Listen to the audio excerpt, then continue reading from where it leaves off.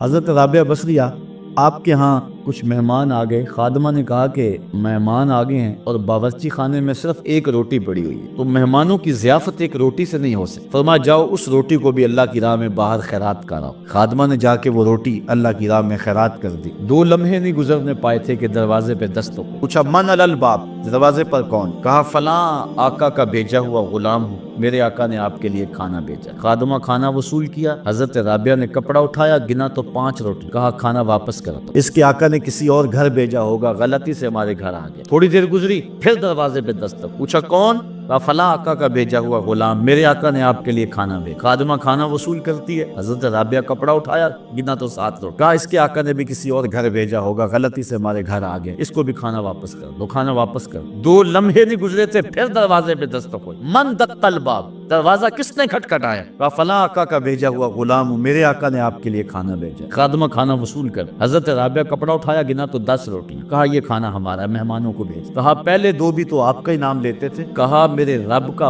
وعدہ ہے جو 1 دے میں 10 دیتا ہوں. پہلے 5 تھی, پھر 7 تھی. میں نے کہا مالک 10 پوری کرے گا تو تیری بندی وصول کرے. کہا مالک وہ امت میری امت کر دے. کالا تل کا امت احمد, کہا یہ تو میرے پیارے احمد کی امت. تو یہ امت مصطفیہ ایسی امت ہے کہ جس کو محض نیت پر ہی ثواب مرتب ہوتا ہے, نیت پر بھی ثواب ملتا ہے. عمل کر لیا تو پھر 10 گنا نصیب ہوتا ہے. حضرت رابعہ بصریہ ایک ہاتھ میں پانی کا کوزہ پکڑا ہے, ایک ہاتھ میں آگ پکڑی ہوئی, اور بڑے غصے سے جا رہی. کسی نے کہا آج کدھر کے تیور ہے؟ کہا کچھ لوگ جنت کے چاہ میں عبادت کرتے ہیں, کچھ دوزخ سے ڈرتے ہوئے عبادت کرتے ہیں. میں چاہتی ہوں نہ رہے بانس نہ بجے بانسری, یہ پانی ڈال کے جہنم کو سرد کر دوں اور یہ آگ لگا کے جنت کو جلا دوں.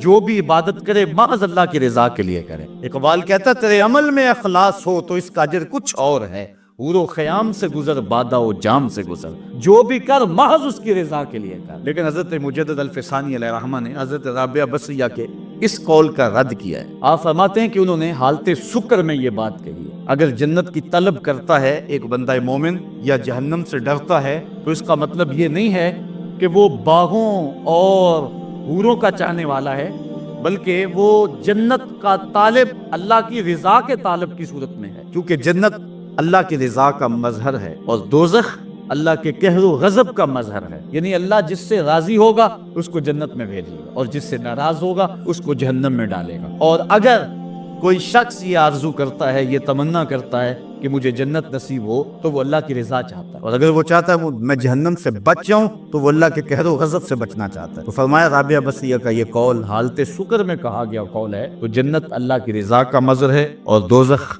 اللہ کی ناراضگی کا مظہر ہے. اس لیے جنت کی طلب اور دوزخ سے پناہ مانگنا یہ بندہ مومن کا مقصود ہے. اور حضور فرمایا جب اللہ سے مانگو تو جنت الفردوس مانگو. عمل محض اس کی رضا کے لیے کیا جائے تو عمل ہے, ورنہ عمل نامقبول. اور ہمارے صوفیاء نے اس حوالے سے بھی بہت زیادہ احتیاط کی ہے اور اپنی نیت کو خلوص کی بنیادوں پر استوار کرنے کی ہمیں تاکید ہے. اقبال نے بھی تنقید کی ہے نا کہ امید حور نے سب کچھ سکھا رکھا ہے واعظ کو. امید حور نے سب کچھ سکھا رکھا ہے واعظ کو, یہ حضرت دیکھنے میں سیدھے سادے بھولے بالے. بظاہر بڑے بھولے بالے لگ رہے ہیں, لیکن یہ سب کچھ جو ہے وہ حور کے چاؤ میں کر رہے ہیں, چھلانگے لگا رہے ہیں الٹی.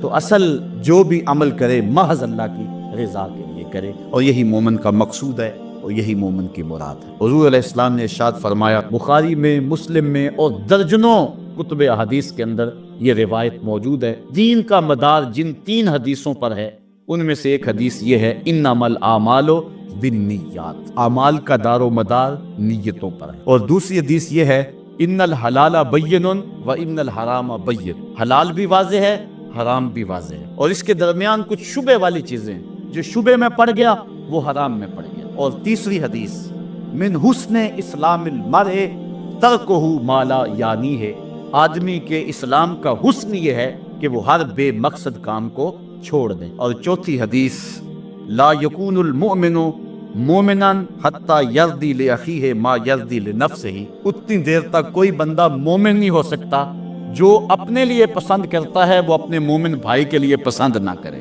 کہتے ہیں یہ اساس اسلام ہیں, یہ حدیث اسلام کی بنیاد ہیں, یہ اسلام کی جڑ ہے. 5 لاکھ احادیث رسول کا خلاصہ یہ 4 حدیث، ان میں سے پہلی حدیث انما الاعمال بالنیات، اعمال کا دار و مدار نیتوں پر ہے۔